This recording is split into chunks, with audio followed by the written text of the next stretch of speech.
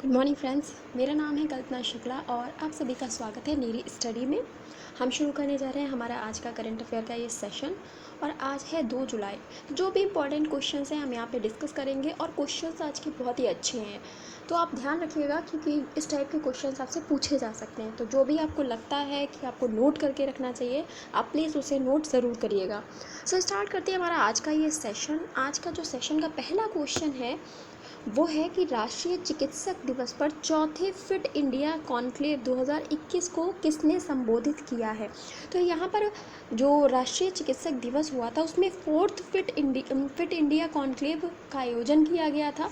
और इसमें आपसे पूछा जा रहा है कि ये जो कॉन्क्लेव का आयोजन हुआ था इसको संबोधित किसने किया था, मतलब मुख्य अतिथि कौन रहा होगा। तो जाहिर सी बात है कि आजकल जो भी कॉन्क्लेव हो रही हैं, सम्मेलन हो रहे हैं, वो सभी आभासी रूप से हो रहे हैं। तो यहाँ पर आप याद रखिएगा जिसने इस चौथे फिट इंडिया कॉन्क्लेव 2021 को संबोधित किया वो है डॉक्टर हर्षवर्धन, क्योंकि ये स्वास्थ्य मंत्रालय से संबंधित है। तो डॉक्टर हर्षवर्धन ने यहाँ पर इस कॉन्क्लेव को संबोधित किया था। अब थोड़ा सा और जानेंगे कि यहाँ पर और कौन कौन उपस्थित रहा था, मतलब वर्चुअली कौन कौन उपस्थित रहा था। तो पहले तो जान लीजिए ये जो कार्यक्रम है मेड स्केप इंडिया द्वारा आयोजित किया गया था। और इस अवसर पर केंद्रीय आयुष राज्य मंत्री, जिनका नाम है श्रीपद येसो नायक, ये यहाँ पर उपस्थित थे। ये केंद्रीय आयुष राज्य मंत्री हैं, ये भी चीज़ आप याद रखेंगे। तो श्रीपद येसो नायक जी यहाँ पर उपस्थित थे। और महाराष्ट्र के स्वास्थ्य मंत्री श्री राजेश टोपे जी भी यहाँ पर उपस्थित थे। तो इन दोनों का नाम यहाँ पर इम्पॉर्टेंट हो जाता है क्योंकि ये दोनों लोग आभासी रूप से जब ये कॉन्क्लेव चौथे फिट इंडिया कॉन्क्लेव में उपस्थित रहे थे। तो नेक्स्ट क्वेश्चन की तरफ चलते हैं और हमारा अगला क्वेश्चन है बहुत इंपॉर्टेंट, क्योंकि इस तरीके के नए नए जो शब्द हैं, नई नई जगह जो हैं, उनके बारे में आजकल आयोग ज़्यादा पूछता है। तो आप देखिए कि हाल ही में तिलानचोंग द्वीप चर्चा में रहा था। ये किस महासागर में स्थित है। अब ये द्वीप अभी चर्चा में आया है, क्यों चर्चा में रहा है वो भी बताऊंगी, लेकिन फिलहाल आपको पहले ये बताना है कि ये जो तिलानचोंग द्वीप है ये चर्चा में रहा है और ये किस महासागर में स्थित है। तो 4 महासागर यहाँ पर दे रखे हैं। हिंद, दक्षिण चीन महासागर है, प्रशांत महासागर है, अटलांटिक महासागर है और हिंद महासागर। ये कुल 4 महासागर यहाँ पे दे रखे हैं। आपको बताना है कि वो कौन सा महासागर है जो इसका राइट आंसर हो जाता है। तो ये जो तिलानचोंग की बात हम जगह की कर रहे हैं, ये जो द्वीप है ये हिंद महासागर में स्थित हो जाता है और भारत से संबंधित हो जाता है क्योंकि हिंद महासागर की सीमाएं भारत से लगती हैं। तो अभी बताऊंगी कि भारत की यहाँ पर क्या भूमिका रही है। तो तिलानचोंग द्वीप जो है वो हिंद महासागर में स्थित है। ये पोर्ट ब्लेयर से लगभग 350 किलोमीटर की दूरी पर स्थित है। चर्चा में क्यों रहा है ये भी जान लेते हैं। तो यहाँ पर इंडियन कोस्ट गार्ड जो है, हमारा भारतीय तटरक्षक बल, उसने 1 जुलाई 2021 को पोर्ट ब्लेयर से लगभग 350 किलोमीटर दक्षिण में ये जो तिलानचोंग द्वीप है इससे 7 क्रू के एक संकटग्रस्त मछली को पकड़ने वाली नाव RSN TWO को खोजा और उसे बचाया। कि यहाँ पर क्या हुआ था आपको पता होगा कि समुद्र में अचानक से तूफान आ जाता है, यहाँ पर कभी भी मौसम जो है ख़राब हो सकता है। तो यहाँ पर ऐसी ही एक परिस्थिति बन गई थी। तो इसके साथ में जो 7 क्रू मेंबर्स थे और उसके साथ साथ में एक संकटग्रस्त मछली पकड़ने वाली एक नाव थी RSN TWO, तो ये खो गई थी। तो इसको खोजा भारतीय तटरक्षक बल ने और फिर वहाँ से इन 7 मेंबर्स को बचाया गया। तो आपको याद रखिएगा ये तिलानचोंग द्वीप चर्चा में रहा है क्योंकि यहीं पर ये कार्यक्रम जो भी ये जो बचाव कार्यक्रम था, राहत कार्यक्रम था, इसका आयोजन किया गया था। तो आप याद रखिएगा ये जो तिलानचोंग द्वीप है ये पोर्ट ब्लेयर से दक्षिण की ओर स्थित है 350 किलोमीटर की दूरी पर और ये हिंद महासागर में स्थित हो जाता है। और पोर्ट ब्लेयर कहाँ पड़ता है, अंडमान निकोबार द्वीप समूह की राजधानी पोर्ट ब्लेयर है। तो ये भी चीज़ें आप याद रखेंगे।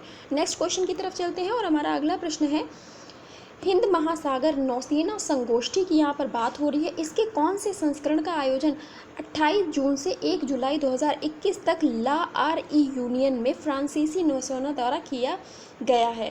तो क्या होता है कि ये जो हिंद महासागर नौसेना संगोष्ठी है इसका आयोजन अलग अलग कंट्रीज़ के द्वारा किया जाता है। 2008 से 2010 के बीच में इसका आयोजन का जो अध्यक्ष था वो भारत भी रह चुका है। तो ये भी चीज़ आप याद रखेंगे। तो हिंद महासागर नौसेना संगोष्ठी का पहले तो आपको बताना है कौन से संस्करण का अभी आयोजन किया गया है।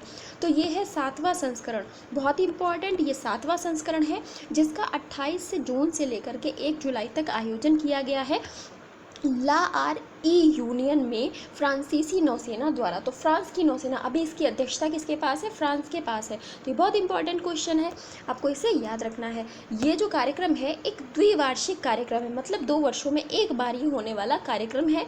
और भारतीय नौसेना के नौसेना अध्यक्ष, जिनका नाम है एडमिरल करमवीर सिंह, इन्होंने यहाँ पर भारत की ओर से भाग लिया है। तो भारतीय नौसेना के नौसेना अध्यक्ष कौन है? एडमिरल करमवीर सिंह, इन्होंने यहाँ पर भाग लिया है और ये इसका 7वां संस्करण हो जाता है।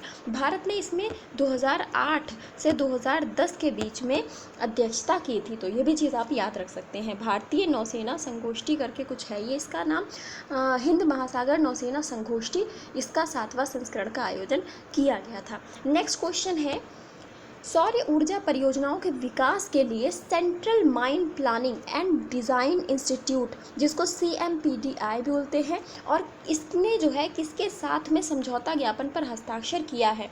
जो सौर ऊर्जा परियोजनाएं हैं, इनके विकास के लिए यहाँ पर एक समझौता किया गया है, ताकि क्या है, जो हमारे जो रिसोर्सेज बचे हुए हैं, प्राकृतिक संसाधन बचे हुए हैं, इनको हमें बचा के रखना है भविष्य में जो हमारी आने वाली पीढ़ियाँ हैं उनके लिए, क्योंकि यही सतत विकास लक्ष्य कहता है।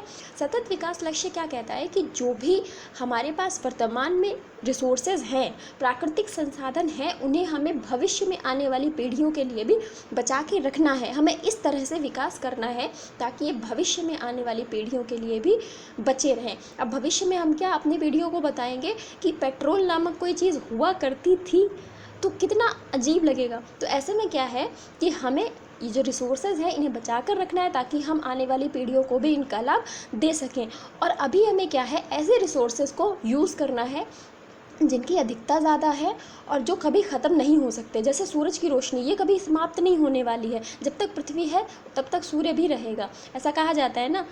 तो फिर जब तक सूरज चांद रहेगा तो फिर तब तक पृथ्वी भी रहेगी। तो ऐसे में क्या है कि यहाँ पर सौर ऊर्जा परियोजनाओं के विकास के लिए central mine planning and design institute ने किसके साथ में समझौता किया है? तो ये समझौता किया गया है सेंट्रल कोलफील्ड्स लिमिटेड के साथ में। सेंट्रल कोलफील्ड्स लिमिटेड के साथ में समझौता किया गया है। यहाँ पर कोल इंडिया लिमिटेड या इस तरीके का किसी का कोई यहाँ पर हमें भूमिका नहीं देखने को मिलती है। तो यहाँ पर सेंट्रल कोलफील्ड्स लिमिटेड के साथ में ये समझौता किया गया है, आपको ये याद रखना है। और यहाँ पर अगर हम बात करें, यह MO net zero energy company बनने के लिए CIL के लिए एक नया रास्ता खोलेगी। जो हम जिसकी बात कर रहे हैं, सेंट्रल कोल जो जिसकी हम बात कर रहे हैं, उसके लिए ये एक ज़ीरो कार्बन वाली, जो ज़ीरो कह सकते हैं, नेट ज़ीरो एनर्जी कंपनी बनने के लिए उसका साथ देगी। इसके साथ साथ में समझौता ज्ञापन पर श्री AK सिंह जो महाप्रबंधक हैं, उन्होंने, और जो इस कंपनी के जिसकी हम बात कर रहे हैं CMPDI की, उसके ये महाप्रबंधक हैं, उन्होंने साइन किए हैं। और श्री VK सिंह ने यहाँ पर साइन किए हैं, जो CCL के हैं। तो जाहिर सी बात है, इन दोनों कंपनियों के जो भी महाप्रबंधक हैं उन्होंने इस समझौते पर हस्ताक्षर किए हैं। तो ये सारी की सारी बातें यहाँ पर इम्पोर्टेंट हो जाती हैं, आपको इन्हें याद रख लेना है, कहीं लिख के रख लेना है ताकि आप उन्हें रिविज़न कर सकें। नेक्स्ट क्वेश्चन की बात है, नेक्स्ट क्वेश्चन है कि केंद्र सरकार ने नीति आयोग के CEO का कार्यकाल एक बार फिर से बढ़ा दिया है। मोस्ट इम्पॉर्टेंट क्वेश्चन है, क्योंकि यहाँ पर 3 साल से लगातार इनका कार्यकाल बढ़ाया ही जा रहा है। तो यहाँ पर एक बार फिर से इनका कार्यकाल बढ़ा दिया गया है। आपको बताना है कि नीति आयोग के CEO कौन है। बहुत ही सरल है आपके लिए क्वेश्चन। नीति आयोग के CEO हैं अमिताभ कांत। तो अमिताभ कांत के कार्यकाल में 1 वर्ष की बढ़ोतरी फिर से कर दी गई है। इनके बारे में हम जानते हैं थोड़ा सा कि अमिताभ कांत जो हैं अब जून 2022 तक इस पद पर बने रहेंगे। फरवरी 2016 में ये पद संभालने के बाद से अब तक 65 वर्षीय अमिताभ कांत का कार्यकाल तीसरी बार बढ़ाया गया है। तो जो समय सीमा थी वो तो पहले ही समाप्त हो चुकी थी, लेकिन 3 बार इनके कार्यकाल में बढ़ोतरी की जा चुकी है और सरकार ने अभी फिर से एक बार बढ़ोतरी कर दी है। तो कुल 3 बार अब इनके कार्यकाल में बढ़ोतरी की जा चुकी है। तो अभी ये जून 2022 तक इस पद पर बने रहेंगे। तो नीति आयोग के CEO कौन हो जाते हैं? अमिताभ कांत हो जाते हैं। आज का आपका पहला प्रश्न है कि नीति आयोग की स्थापना कब हुई थी? नीति आयोग की स्थापना कब हुई थी और इसके साथ साथ में योजना आयोग के अंतिम उपाध्यक्ष कौन थे? योजना आयोग के अंतिम उपाध्यक्ष कौन थे और नीति आयोग की स्थापना कब हुई थी? ये 2 प्रश्नों का उत्तर आज आपको कमेंट बॉक्स में देना है। कमेंट बॉक्स में उत्तर ज़रूर दिया करिए, क्योंकि इससे क्या होता है, आपका रिवीजन हो जाता है। तो ये आपके रिवीजन का भी एक तरीका हो सकता है। चलते हैं नेक्स्ट क्वेश्चन की तरफ और हमारा अगला प्रश्न है जो अगला प्रश्न है, आईसीसी की तरफ से जारी ताज़ा रैंकिंग में निम्न में से कौन सा बल्लेबाज टेस्ट रैंकिंग में प्रथम स्थान पर पहुंच गया है? यहाँ पर टेस्ट रैंकिंग के लिए ये आईसीसी की एक नई रैंकिंग जारी की गई है। इसमें आप पहले क्रिकेटर्स का नाम देख लीजिए। केन विलियम्स हैं, रोहित शर्मा है, रविंद्र जडेजा और ऋषभ पंत है। तो इनमें से वो कौन सा क्रिकेटर है जो आईसीसी की तरफ से जारी ताज़ा रैंकिंग में निम्न में से कौन सा बल्लेबाज टेस्ट रैंकिंग में प्रथम स्थान पर पहुँच गया है? जाहिर सी बात है, अभी जो टीम विजयी हुई है उन्हीं के कैप्टन, जिनका नाम है केन विलियमसन, ये पहुंच गए हैं पहले स्थान पर। तो पहले स्थान पर कौन आ गया है? केन विलियमसन, क्योंकि इन्होंने अपनी टीम को जिताने के लिए एक बहुत ही अच्छी रणनीति के साथ बहुत अच्छी भूमिका दिखाई, जिसके वजह से इनकी टीम जीती है। तो यहाँ पर केन विलियमसन प्रथम स्थान पर पहुँच गए हैं। हमारी जो टीम के क्रिकेटर्स हैं उनके बारे में भी जान लेते हैं कि जो कैप्टन है विराट कोहली, ये चौथे स्थान पर हैं। यहीं पर थे पहले भी और अभी भी यहीं पर हैं। रोहित शर्मा की बात करें छठे स्थान पर और ऋषभ पंत 7वें स्थान पर बने हुए हैं। तो यहाँ पर ये लोग आए हैं। रोहित शर्मा छठे स्थान पर पहुँच गए और ऋषभ पंत 7वें स्थान पर पहुँच गए हैं। नेक्स्ट क्वेश्चन की तरफ चलते हैं। अगला प्रश्न है नेशनल डॉक्टर्स डे। ये हम कब सेलिब्रेट करते हैं नेशनल डॉक्टर्स डे? तो पीसी रॉय की याद में हम मनाते हैं। ये बीसी रॉय की याद में मनाया जाता है नेशनल डॉक्टर्स डे, क्योंकि इन्होंने डॉक्टरी के क्षेत्र में, अगर हम बात करें चिकित्सा के क्षेत्र में, बहुत ही योगदान दिया। इसके साथ साथ में ये नेता भी रहे। पश्चिम बंगाल के ये दूसरे मुख्यमंत्री भी बने थे। तो इस राजनीति में भी इन्होंने अपना हाथ आजमाया। और इसके साथ साथ में अगर हम बीसी रॉय की बात करें तो इनको महात्मा गांधी और जवाहरलाल नेहरू जैसे नेताओं के डॉक्टर के रूप में भी जाना जाता था। इन्होंने मात्र 2 वर्ष में अपनी 2 डिग्रियों को पूरा कर लिया, इतने ये इंटेलिजेंट थे। तो इनकी याद में हम डॉक्टर्स को सम्मानित करने के रूप में ये नेशनल डॉक्टर्स डे मनाते हैं। और ये हम कब मनाते हैं? 1 जुलाई को मनाते हैं, मतलब कल ये सेलिब्रेट किया गया था। और कब से शुरू किया गया है ये भी आप देखिए। तो पहला नेशनल डॉक्टर्स डे जो है 1991 में मनाया गया था। तो पहली बार 1991 में मनाया गया था। और किसकी याद में? बीसी रॉय की याद में मनाया गया था। नेक्स्ट, अच्छा बीसी रॉय के बारे में एक और बात बताती हूँ कि 1 जुलाई इनका जन्म तिथि भी है। इसके साथ साथ में 1 जुलाई ही इनकी पुण्यतिथि भी है। तो मतलब व्हाट अ कोइंसिडेंस कि जिस दिन ये पैदा हुए उसी दिन इनकी मृत्यु भी हुई। तो 1 जुलाई को जन्म भी हुआ था और 1 जुलाई को इनकी पुण्यतिथि भी होती है। नेक्स्ट क्वेश्चन की तरफ चलते हैं। अगला प्रश्न है केंद्र सरकार की तरफ से किस क्षेत्र को दिसंबर 2021 तक अशांत क्षेत्र घोषित किया गया है? बहुत इंपॉर्टेंट प्रश्न है, क्योंकि भारत में कुछ ऐसे क्षेत्र हैं जिनको अशांत क्षेत्र घोषित किया जाता है, जहाँ पर अफस्पा कानून लगाया जाता है, जिसका विरोध बहुत सारे देश की सरकारें भी करती हैं कि आपको भारत को मतलब इस तरीके के कानूनों को हटाना चाहिए। लेकिन क्या है ना कि भारत में इस तरीके के कानूनों को रखने की मजबूरी है, क्योंकि कुछ ऐसे लोग हैं ना, उग्रवादी संगठन है, जो मानने के लिए तैयार ही नहीं होते। तो कार्यवाही इसी ढंग से करना मजबूरी बन जाता है। तो यहाँ पर नागालैंड में एक बार फिर से क्या है कि इस क्षेत्र को अशांत क्षेत्र घोषित कर दिया है और दिसंबर 2021 तक अब ये इसी में अशांत क्षेत्र के रूप में बना रहेगा। तो इसके बारे में थोड़ा सा जान लिए कि नागालैंड राज्य के पूरे क्षेत्र को सशस्त्र बल मतलब विशेष अधिकार कानून अफस्पा के अंतर्गत 6 और माह के लिए अशांत क्षेत्र घोषित कर दिया गया है। और ये अवधि जो है दिसंबर के अंत तक लागू रहेगी। तो यहाँ पर अफस्पा रहेगा। अफस्पा का मतलब क्या होता है कि जैसे एक ऐसा कानून जहाँ पर सेना को पूरे अधिकार दे दिए जाते हैं। सेना जब चाहे किसी के भी घर की तलाशी ले सकती है, जब चाहे किसी को भी गोली मार सकती है, सिर्फ संदेह के ऊपर। तो थोड़े से यहाँ पर इस कानून में थोड़ी सी कमियाँ भी हैं, लेकिन इस कानून का फ़ायदा वहाँ पर इसलिए है क्योंकि वो क्षेत्र बहुत ही अशांत है। कहीं भी किसी के भी घर में बैठकर ये नागालैंड क्षेत्र को अशांत मतलब यहाँ की शांति को भंग करने के लिए रणनीति बनाई जा सकती है। तो ऐसे में क्या होता है कि सेना को पूरा अधिकार दिया गया है कि वो किसी के भी घर में जाकर के तलाशी ले सकती है और अपनी तरह से कार्यवाही कर सकती है। तो यहाँ पर कुछ अधिकार सेना को ज़्यादा दे दिए गए हैं, जिसकी वजह से लोगों को यहाँ पर परेशानियों का सामना भी करना पड़ता है। कहते हैं ना कि हर सिक्के के 2 पहलू होते हैं। तो यहाँ पर ये जो कानून है इसमें अच्छाई के साथ साथ कुछ बुराइयाँ भी शामिल हैं। नेक्स्ट क्वेश्चन की तरफ चलते हैं और हमारा अगला प्रश्न है कि भारतीय मूल के किस शतरंज खिलाड़ी ने दुनिया के सबसे युवा ग्रैंड मास्टर बन गए हैं। अब भारतीय हैं तो जाहिर सी बात है क्वेश्चन अपने आप इम्पॉर्टेंट बन जाता है, और फिर विश्व की बात हो रही है तो जो भारतीय मूल के शतरंज के खिलाड़ी हैं ये वर्ल्ड में सबसे युवा ग्रैंड मास्टर बन गए हैं, भारतीय मूल के हैं, ये भी याद रखिएगा। तो इनका नाम है अभिमन्यु मिश्रा। अभिमन्यु मिश्रा जी जो हैं ये बन गए हैं दुनिया के सबसे कम उम्र के शतरंज के खिलाड़ी और ग्रैंड मास्टर। अब इनके बारे में थोड़ा सा आप जानिए कि ये भारतीय मूल के 12 वर्षीय अभिमन्यु मिश्रा चेस में सबसे कम उम्र के ग्रैंड मास्टर बन गए हैं। और इससे पहले ये रिकॉर्ड जो था 12 साल 7 महीने के जीएम सर्गेई कार्जकिन, ये नाम है इस बच्चे का, इनके नाम पर था, जो उन्होंने 2002 में बनाया था। अब 2002 का रिकॉर्ड तोड़ा है किसने? अभिमन्यु मिश्रा ने। और इनकी एज है 12 साल 4 महीने कुछ 25 दिन। तो जाहिर सी बात है कि ये इनसे छोटे हैं, तो इसलिए ये सबसे युवा ग्रैंड मास्टर बन गए हैं।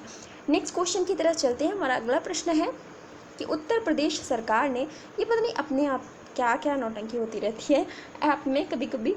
फिलहाल अगला क्वेश्चन है, उत्तर प्रदेश सरकार ने झांसी स्टेशन का नाम बदलकर किसके नाम पर रखने का प्रस्ताव रेल मंत्रालय को भेजा है। जहाँ झांसी की बात आई है आपको आइडिया लग गया होगा कि झांसी की बात आई है तो नाम इन्हीं के नाम पर रखा जाएगा। तो जाहिर सी बात है रानी लक्ष्मीबाई के नाम पर यहाँ पर रखने की बात की गई है। रानी लक्ष्मीबाई के नाम पर झांसी स्टेशन का नाम रखने की बात की गई है कि यहाँ पर इसका नाम बदलकर रानी लक्ष्मीबाई स्टेशन का किया जाए, क्योंकि रानी लक्ष्मीबाई का झांसी से एक अटूट संबंध रहा है और यहाँ पर इन्होंने झांसी को बचाने के लिए बहुत सारे प्रयास भी किए थे। ये मारी भी गई थी और ये ह्यूरोज़ के साथ इनकी लड़ाई हुई थी। अंग्रेज़ जो था ह्यूरोज़, कैप्टन ह्यूरोज़ के साथ में इनकी लड़ाई हुई थी, जिसके बाद ये मारी गई थी। और इन्होंने बहुत साहसपूर्ण रूप से लड़ाई करी थी, क्योंकि ह्यूरोज़ भी ये कहने के लिए मजबूर हो गया था कि इस स्वतंत्रता संग्राम में 1857 के स्वतंत्रता संग्राम में केवल एक ही मर्द था और वो थी झांसी की रानी, क्योंकि उन्होंने इतनी साहस के साथ, इतने बल के साथ में लड़ाई की थी कि ह्यूरोज़ के लिए भी जीतना मुश्किल हो गया था। तो यहाँ पर झांसी स्टेशन का नाम बदलकर रानी लक्ष्मीबाई के नाम पर करने का प्रस्ताव भेजा गया, अभी बदला नहीं गया, ये भी याद रखिएगा, तो सिर्फ प्रस्ताव भेजा गया है। नेक्स्ट क्वेश्चन है, हाल ही में किसने आकाशवाणी में महानिदेशक का पद संभाला है। तो अगर आप लोग रेडियो सुनते होंगे तो कभी ना कभी आकाशवाणी के बारे में ज़रूर सुना होगा, जिसमें वो ऐसे बोलती हैं, आप सुन रहे हैं आकाशवाणी केंद्र। तो बहुत ही आराम से, बिल्कुल आकाशवाणी में आप जितने भी न्यूज़ सुनेंगे कोई भागम भागी नहीं है, बहुत ही आराम से सारी न्यूज़ वहाँ पर कलेक्ट की जाती हैं। जो भी कोई सॉन्ग के लिए भी अगर कोई आता है तो आरजे, तो वो भी बहुत शांत प्रभाव से बोलता है। तो यहाँ पर आकाशवाणी में महानिदेशक का पदभार संभाल लिया है, तो किसने संभाला है? इनका नाम हो जाता है एन वेणुधर रेड्डी। तो अब आकाशवाणी के नए महानिदेशक बन गए हैं एन वेणुधर रेड्डी। आप ये सारी बातें याद रख सकते हैं। तो आज के लिए फ़िलहाल इतना ही। क्वेश्चंस कैसे लगे कमेंट बॉक्स में ज़रूर बताइएगा और थैंक यू सो मच।